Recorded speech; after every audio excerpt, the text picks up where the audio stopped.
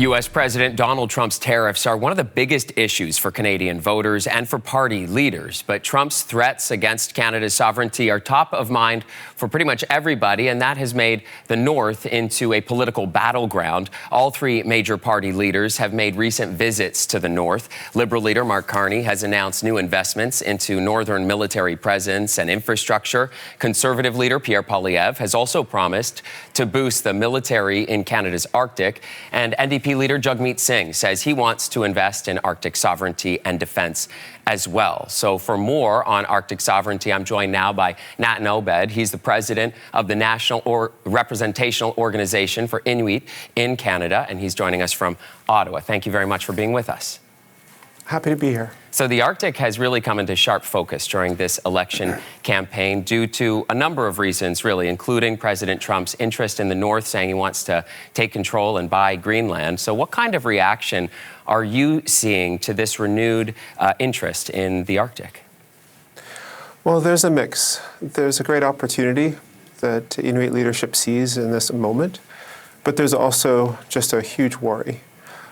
We've been through a lot in the last 150 years, including a militarization period towards the end of World War II and into the Cold War, where you saw upwards to 65 installations of military bases in Inuit Nunangat, in our homeland, and none of which done in partnership or even with the consent of Inuit. So we have in living memory real worries then about what is to come, especially when there are overtures about the militarization of the Arctic that don't consider partnership with Inuit in that exercise. You wrote in a recent opinion piece in the Globe and Mail that we have an opportunity to become the nation we want to be, and Canada has a tremendous advantage over other Arctic nations. What did you mean by that? And are we leveraging that advantage that we have? Well, I think Canada still sees the Arctic as a frontier, perhaps the way in which in the 1800s people in the East saw the West Coast. We have an opportunity now to bring Inuit Nunangat, our homeland, into Canada. We only have two roads, two communities that are connected by roads in Inuit Nunangat, Inuvik and Tuktoyaktuk. We have 51 communities. We only have a few deep water ports. A lot of our runways are gravel runways. We don't have the essential infrastructure to interact with Canada in the way that just about every other Canadian community can interact with one another. So there's this great opportunity to bolster Arctic sovereignty, to show Canada's commitment to the world for the Arctic by improving the lives and the infrastructure for Canadian Inuit. And that's the opportunity that we would like to seize in this moment. We are quite concerned about just the considerations of militarization, of defense and security, and not the considerations of Inuit and Inuit communities within this moment. Interesting. Okay, then I want to go to what the parties are promising around Arctic sovereignty during this election campaign, because a lot of them do certainly involve the military. We're hearing from the Liberals promising $420 million in investment. Conservatives are promising more Rangers and icebreakers and a military base.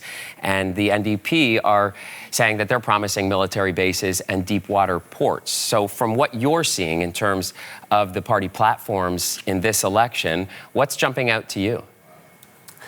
Well, first off, none of the party leaders have been to Inuit Nunangat during this campaign. I know that they have been prior to the campaign, but it would be great to see party leaders in Inuit Nunangat showing Inuit that Inuit matter in this campaign period. When it comes to party platforms, we had a defense update last year in 2024. And mixed-use infrastructure was the key pillar of this conversation about what is going to be in it for communities.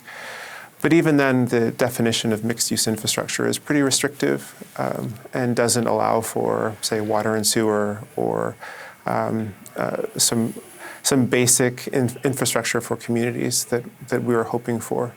So I think it's a bit dated within the context of the rights that Inuit have and the sovereignty that we uphold for this country, and the focus that needs to be on Inuit communities first, and a consideration of the health of our communities being really the driving force behind Canadian Canadian sovereignty in the Arctic.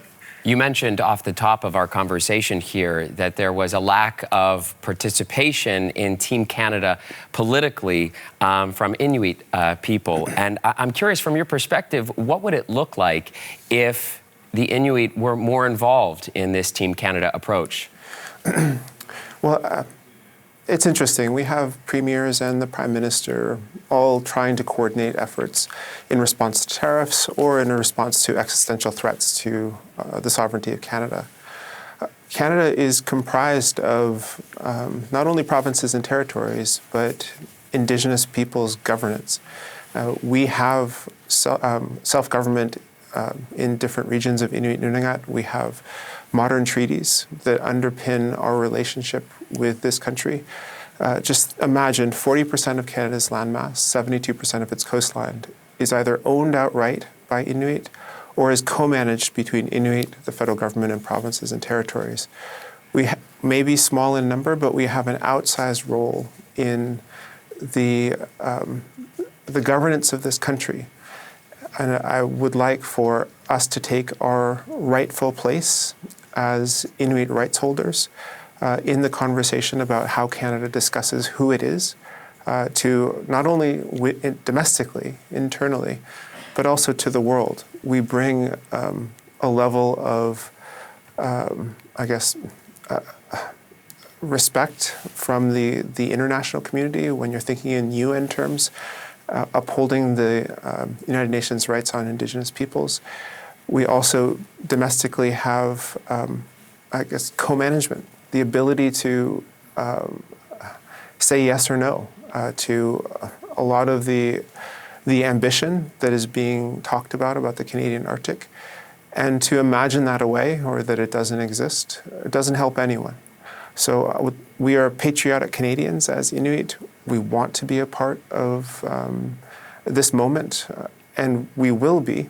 It would just be great to play a larger role on the national and international stages to support Canada. Well, you've given us a lot to think about this morning. Natan Obed, Inuit leader, joining us this morning from Ottawa.